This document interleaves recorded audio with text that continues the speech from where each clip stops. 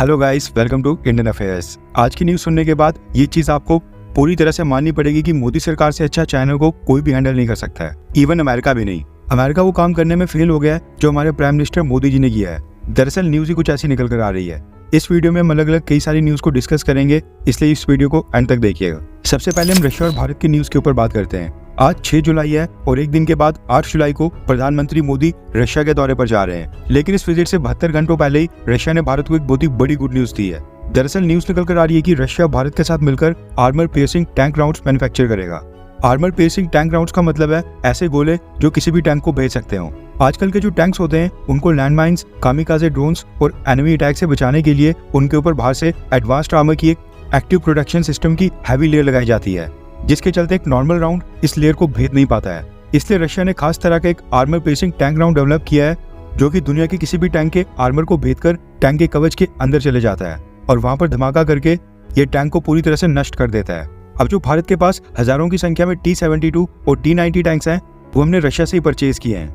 इसके अलावा भारतीय सेना में कुछ और भी टैंक्स हैं, वो भी रशियन प्लेटफॉर्म के ऊपर ही बेस्ड है। ऐसे में रशिया की ये armour piercing tank rounds Bharat के टैंक्स द्वारा भी फायर किए जा सकते हैं, यानी भारत भी इनका इस्तेमाल कर सकता है।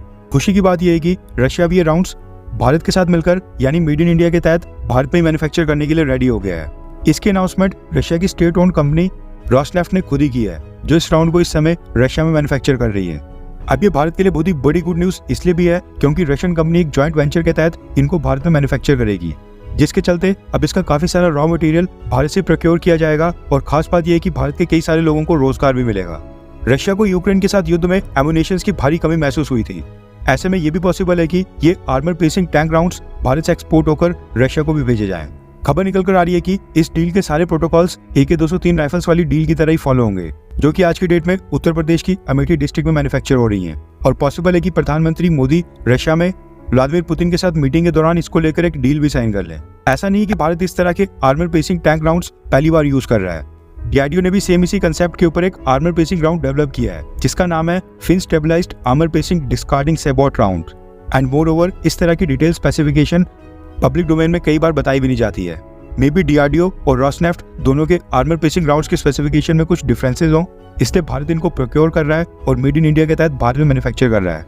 अब बात करते हैं चाइना और भारत की न्यूज़ के बारे में। आपने कई बार न्यूज़ में सुना होगा कि चाइना भारत के साथ लगने वाली LAC के पास वहाँ पर नए गाँव बसा रहा है। चाइना LAC के पास कुछ बिल्डिंग्स खड़ी करता है और फिर आसपास के रीजन के लोगों को फ्री में वहाँ पर अकोमोडेट करके कई सारी फैसिलिटीज फ्री में देता है, ताकि वो लोग बॉर्डर के पास वहीं पर रहें। अभी जितने भी विलेजेस हैं ये एक तरह से चाइना के लिए ऑब्जर्वेशन पोस्ट है। चाइना उस एरिया के ऊपर अपना क्लेम और भी पक्का करने के लिए इस तरह के कई सारे बॉर्डर विलेजेस बना रहा है। और अगर कल को भारत और चाइना के बीच एक स्मॉल स्केल वॉर भी होता है तो यही विलेजेस चाइनीज आर्मी के लिए फॉरवर्ड बेसिस की तरह काम करेंगे। यहाँ पर रह रहे लोग चाइनीज ट्रूप्स को लॉजिस्टिक सपोर्ट प्रोवाइड करेंगे। इसके साथ ही चाइना बॉर्डर एरियाज की डेमोग्राफी को चेंज करने की कोशिश भी कर रहा है, लेकिन चाइना शायद ये भूल गया था कि भारत में इस समय प्रधानमंत्री पद के ऊपर कौन बैठा है। रेफरेंस के लिए आपकी स्क्रीन के ऊपर एक आर्टिकल का स्क्रीनशॉट है।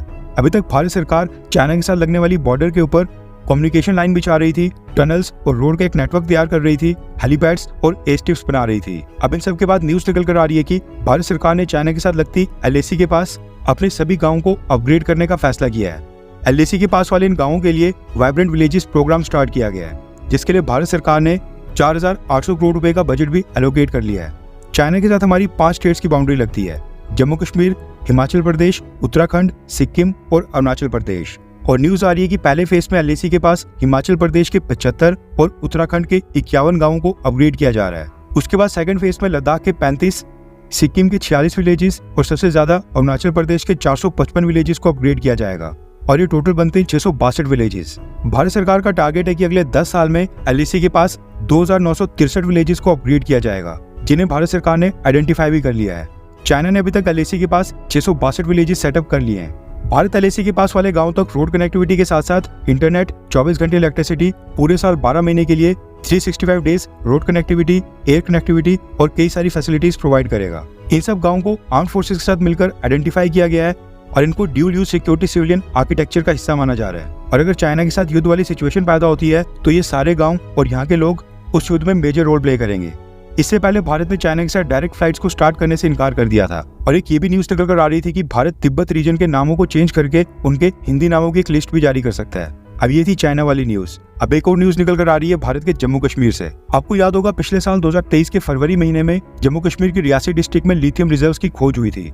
उसके बाद से ही कहा जा रहा था कि जम्मू कश्मीर के लिथियम रिजर्व्स पूरे भारत में सबसे लार्जेस्ट लिथियम रिजर्व्स है और कई सालों तक भारत के लिथियम रिक्वायरमेंट्स को पूरा कर सकते हैं। अभी अपने आप में बहुत ही बड़ी डिस्कवरी थी, क्योंकि आज की डेट में भारत अपनी लिथियम रिक्वायरमेंट्स का 70 से 80% दूसरे देशों से भारत में इंपोर्ट करता है और टोटल जितना भी लिथियम इंपोर्ट हम करते हैं उसका भी 70% अकेले हम चाइना से करना पड़ता है। यानी चाइना के ऊपर निर्भरता खत्म करने के लिए ये हमारे लिए बहुत ही सुनहरा मौका था। भारत सरकार के साथ साथ काफी एक्सपर्ट्स इसको लेकर काफी खुश भी थे, लेकिन अब इन्हीं लिथियम रिजर्व्स को लेकर एक बेहद निराश करने वाली न्यूज निकल कर आ रही है। दरअसल लिथियम रिजर्व्स की डिस्कवरी के बाद भारत सरकार ने पिछले साल 2023 के नवंबर महीने में लिथियम माइंस का ऑक्शन करवाया था, यानी प्राइवेट प्लेयर्स को बिडिंग प्रोसेस में हिस्सा लेने के लिए इन्वाइट किया गया था। लेकिन पहले फेज में किसी भी मेजर कंपनी ने इस ऑक्शन में हिस्सा नहीं लिया था, जिसके बाद अच्छा रिस्पॉन्स न मिलने के कारण वो ऑक्शन भारत सरकार ने कैंसिल कर दिया था। इसके बाद भारत सरकार ने इसी साल 2024 में एक बार फिर से कोशिश की और जम्मू कश्मीर की रियासी डिस्ट्रिक्ट में डिस्कवर हुए सारे लिथियम रिजर्व्स को मार्च महीने में दोबारा से ऑक्शन के ऊपर डाला था। मार्च महीने में गवर्नमेंट ऑफ इंडिया ने सेकंड फेज स्टार्ट किया था और डेडलाइन रखी थी 14 मई की। लेकिन अब न्यूज निकल कर आ रही है कि इस सेकंड फेज में भी भारत सरकार को कोई भी सिग्निफिकेंट बिड नहीं मिली है, यानी जम्मू कश्मीर के लिथियम रिजर्व्स को एक्सप्लोर करने में आज की डेट में कोई भी प्राइवेट प्लेयर इंटरेस्टेड ही नहीं लग रहा है। इसके अलावा न्यूज ये भी निकल कर आ रही है कि भारत ने America, Australia, south Korea, Britain, Japan और बोलिविया की कंपनीज को भी रीच आउट किया था, लेकिन इनमें से किसी भी देश ने इंटरेस्ट शो नहीं किया। न सिर्फ फॉरेन कंपनीज बल्कि भारत की स्वदेशी कंपनीज भी इस बिडिंग में कोई भी इंटरेस्ट शो नहीं कर रही हैं। रिपोर्ट में क्लेम किया गया है कि भारत सरकार अब जम्मू कश्मीर के लिथियम रिजर्व्स की एक्सप्लोरेशन का टेंडर सरकारी कंपनी को देने के बारे में सोच रही है। एक्सपर्ट्स का कहना है कि जम्मू कश्मीर के रियासी में जो लिथियम रिजर्व्स मिले थे वो G3 स्टैंडर्ड के हैं, जिसके चलते उनके बारे में अभी ये पता नहीं है कि लिथियम का मिनरल कंटेंट उनमें एक्चुअल में कितने % है, उसकी क्वालिटी क्या है और एक्चुअल क्वांटिटी क्या है। क्योंकि जो जियोलॉजिकल सर्वे ऑफ इंडिया ने 5.9 मिलियन टन का फिगर दिया था वो पूरी तरह से एस्टिमेटेड डेटा था। इसके अलावा अभी ये भी अच्छे से क्लियर नहीं हुआ है कि इन लिथियम रिजर्व्स को एक्सट्रैक्ट करने के लिए कितनी डेप्थ तक एक्सप्लोरेशन करनी पड़ेगी और उसकी क्या रेंज होगी, इसलिए इनको G3 कैटेगरी में रखा गया है। जबकि जो सबसे अच्छे रिजर्व्स होते हैं वो इंटरनेशनल स्टैंडर्ड्स के अकॉर्डिंग G1 कैटेगरी में आते हैं। मे बी ये भी कारण हो सकता है कि कंपनियां डर रही हों। इसके अलावा भी रिसेंटली जम्मू कश्मीर की रियासी डिस्ट्रिक्ट में ही श्रद्धालुओं की बस के ऊपर आतंकी हमला भी हुआ था और रियासी डिस्ट्रिक्ट का बॉर्डर राजौरी डिस्ट्रिक्ट के साथ लगता है और पुंछ भी वहाँ से काफी नजदीक है। और आपको पता है कि पिछले कुछ सालों से राजौरी और पुंछ सेक्टर में वहाँ पर लगातार आतंकी हमले हो रहे हैं। मे बी आतंकवाद भी दूसरा कारण हो जिसकी वजह से कोई भी कंपनी जम्मू कश्मीर में बड़ा निवेश करने से हिचक रही हो, या फिर वहाँ पर लिथियम के लिए नया प्रोसेसिंग प्लांट स्टार्ट करने के लिए डर रही हो, क्योंकि उसके लिए भी कई हजारों करोड़ रुपए खर्च होंगे। इसके अलावा तो खैर ऐसा कोई भी रीजन सामने नहीं आ रहा है। आई होप कि आपको आज की वीडियो पसंद आई हो एंड अगर आपने हमारे चैनल इंडियन अफेयर्स को अब तक सब्सक्राइब नहीं किया है तो प्लीज सब्सक्राइब कर दें और वीडियो को लाइक करना तो ना भूलें। आज के लिए बस इतना ही। जय हिंद, वंदे मातरम।